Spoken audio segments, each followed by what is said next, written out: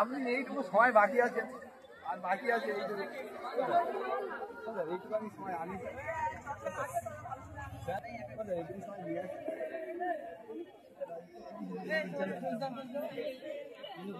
নিচু করুন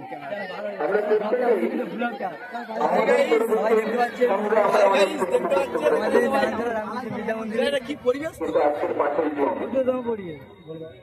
পরিষ্কারতম পরিবেশ